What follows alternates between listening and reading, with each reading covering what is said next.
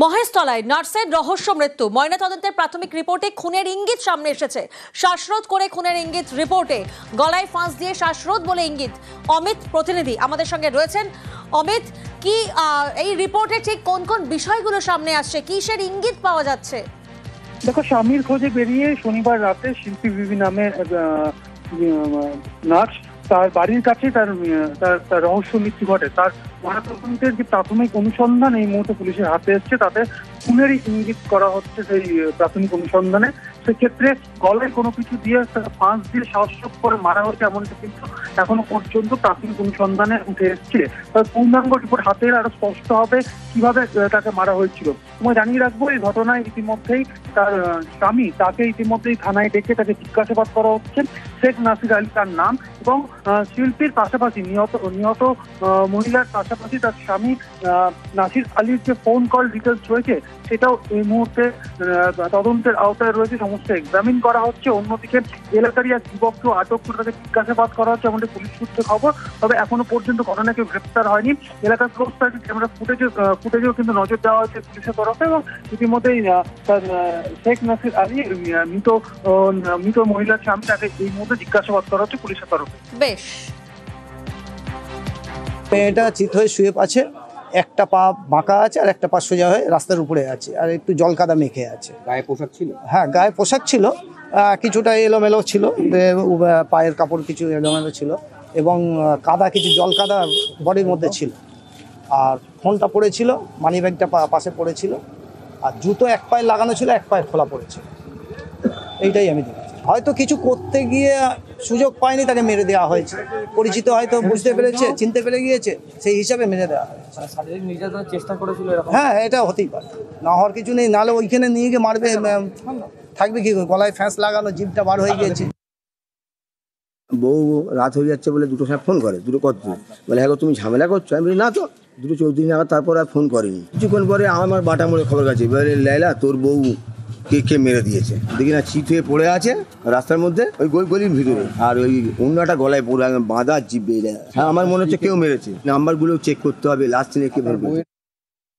ওকে যে জায়গায় ফেলা হয়েছে ওখানে চারিদিকে বাড়ি, কোনো একদম নির্জন বসতি এরকম নয়। তাহলে যদি একটা মানুষকে মার্ডার 2-4 জন মিলেও করে, সে একটু চিৎকার করবে, তার বাঁচার জন্য করবে, সেটা কোনো কিছু এখনো পর্যন্ত তার কোনো আমরা প্রশ্ন উত্তর পেলাম না। দ্বিতীয় হচ্ছে, ওকে যেখানে ফেলা হয়েছে, মানে বডিটা যেখান থেকে রেস্কিউ করেছে পুলিশ, আমরা সেখানে গিয়ে দেখেছি সেখানে কোনো কাদা নেই, একদম শুকনো মাটি, অথচ ওর বডির মধ্যে প্রচুর কাদা লেগে আছে। ওকে কোনো অন্য জায়গায় মারা হয়েছে, মেরে ওখানে নিয়ে এসে বডিটা ফেলা হয়েছে। যদি বাইরের লোক মার্ডার করবে, সে কি হাত গোনে বসে আছে যে রাত 2টার সময় ও বার হবে, ওকে মার্ডার করব? কে ফোন করেছে যদি আমরা সেটা যদি জানতে পারি, তাহলে আমাদের কেস সলভ হয়ে যাবে। আর যদি অরিজিনাল ফোন কেউ না করে থাকে, তাহলে বাইরের লোক নিশ্চয়ই মার্ডার করবে না। আর মার্ডার করতে গেলে লোকেরা নিশ্চয়ই হাতে আর্মস নিয়ে আসবে। আর এই যে বিক্ষোভের ছবি আপনারা দেখছেন, পড়ুয়ারা বিক্ষোভ দেখাচ্ছেন, এই ছবি বোলপুরের স্কুলের। অভিভাবকরাও বিক্ষোভ দেখাচ্ছেন, ছাত্রীরাও বিক্ষোভ দেখাচ্ছেন, কারণ স্কুলেই 9ম শ্রেণীর ছাত্রীকে বেধড়ক মারধর করা হয়। কে মারধর করে? অভিযুক্ত একাদশ, দ্বাদশ শ্রেণীর ছাত্রীরা। বোলপুর উচ্চ বালিকা বিদ্যালয়ের ঘটনা, র্যাগিং এর অভিযোগ সামনে আনেন আক্রান্তের পরিবার। কিন্তু আজকের এই বিক্ষোভ দেখানো হচ্ছে কারণ অভিযুক্তদের বিরুদ্ধে এখনো পর্যন্ত কোনো ব্যবস্থা নেওয়া হয়নি। প্রশ্ন তুলে বিক্ষোভ অভিভাবক এবং পড়ুয়াদের। প্রতিনিধি ইন্দ্রজিৎ এই মুহূর্তে আমাদের সঙ্গে রয়েছেন। ইন্দ্রজিৎ, কেন স্কুল কর্তৃপক্ষের এতটা উদাসীনতা মনোভাব সামনে আসছে যে পড়ুয়া এবং বিক্ষোভকারী অর্থাৎ অভিভাবকরা, তাদেরকে বিক্ষোভ পর্যন্ত দেখাতে হচ্ছে?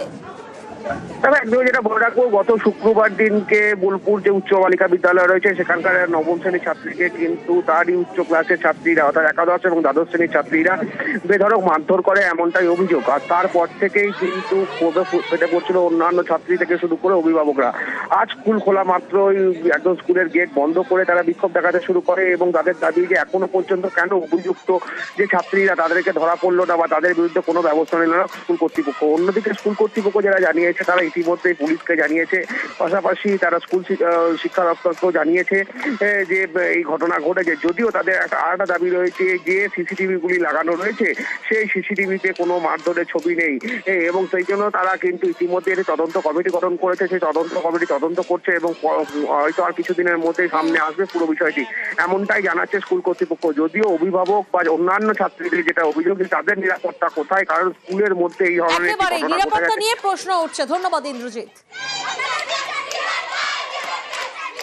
স্কুল কর্তৃপক্ষ কোনো ব্যবস্থা না নেওয়ার জন্য আমরা, আমাদের বাচ্চারাও পড়ে, সেই সেফটির জন্য আমরা এসেছি এখানে। ওই অফিস রুমের ভেতরে স্টুডেন্টদেরকে বললে হবে না। আমরা চাইছি উনি বাইরে এসে আমাদের সামনে ঠিক মতো প্রতিশ্রুতি দিন যে যাতে এই ব্যবস্থা নেব, এই স্কুল আমরা পাঠাবো, তো সেই ভরসায় না। এক বান্ধবীর সাথে নাকি এই স্কুলে র্যাগিং হয়েছে, আমাদের স্কুলের দিদিগুলো নাকি এরকম করেছে। এগুলো কেন করবে, যার কারণে আমরা বিচার চাই। আমরা চাইছি এই স্কুলে যেন সিকিউরিটি আরো বেশি কঠোর হোক, সিসিটিভি ক্যামেরাগুলো যেন ঠিক হয়। সিসিটিভি ক্যামেরা এখনো পর্যন্ত একটা ঠিক নাই। ম্যামরা বলছেন সমস্ত দিক থেকে নাকি স্টেপ নেওয়া হয়েছে, কিন্তু এতদিন সময় কেন লাগছে? এক বান্ধবী র্যাগিং এর শিকার হয়েছে, তার জন্য আমরা বিক্ষোভ করছি আর কি। আমরা জাস্টিস চাইছি, আমরা সিকিউরিটি চাইছি, কারণ কি আমরা স্কুলে যদি সিকিউরিটি না পাই তাহলে আর কোথায় পাবো? আমরা জানতে চাইছি কে করেছে, সিসিটিভির পুরো ফুটেজ আমরা দেখতে চাইছি। এটা যতটা স্টুডেন্টসকে খারাপ লাগছে ততটাই আমাদের খারাপ লাগার বিষয়। এটা এডুকেশন ডিপার্টমেন্ট সিডিডিআইএফ স্কুলকে অলরেডি নির্দেশ দিয়েছেন যে একটা ইনকোয়ারি কমিটি আমাদের ফর্ম করতে হবে। সেই ইনকোয়ারি কমিটি রিপোর্ট অনুসারে যা রিপোর্ট দেবে সেটা আপনাদেরকে প্লেস করতে হবে। সিসিটিভি ক্যামেরাতে সেই মেয়েটাকে ছাড়া কাউকে দেখতে পাইনি। ওরা যেটা বলছে, ওদের যেটা অভিযোগ যে 11-12 মেয়েরা নির্যাতন করেছে, কিন্তু 11-12 মেয়েদের কাউকে দেখা যায়নি। ধূপগুড়ির দিকে নজর রাখা যাক। ধূপগুড়িতে নয়াঞ্জলি ভরাট। হ্যাঁ, ধূপগুড়িতে নয়াঞ্জলি ভরাটের অভিযোগ জমি মাফিয়াদের বিরুদ্ধে। ধূপগুড়ির ছবি দেখাচ্ছি, এশিয়ান হাইওয়ের পাশে নয়াঞ্জলি এইভাবে ভরাট। আবর্জনা নয়াঞ্জলি ভরাটের অভিযোগ। বালি পাথর ফেলেই চলছে জমি দখল। আমার সঙ্গে রয়েছে টেলিফোন লাইনে প্রতিনিধি রকি। রকি, কিভাবে ধূপগুড়িতে এইভাবে নয়াঞ্জলি ভরাট করা হচ্ছে? কারা করছেন নয়াঞ্জলি ভরাট? কাদের বিরুদ্ধে অভিযোগ স্থানীয়দের?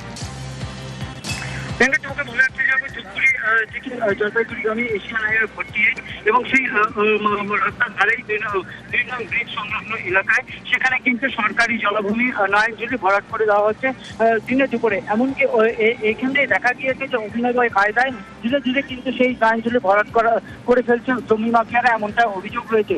রকি, তাহলে এটা তো স্পষ্ট যে হাইওয়ের পাশে সবসময় জমির দাম অনেক বেশি থাকে, অর্থাৎ দামি জমি বিক্রি করার জন্যই এই অভিযোগ সামনে এসেছে বা এই ঘটনা ঘটাচ্ছে জমি মাফিয়ারা।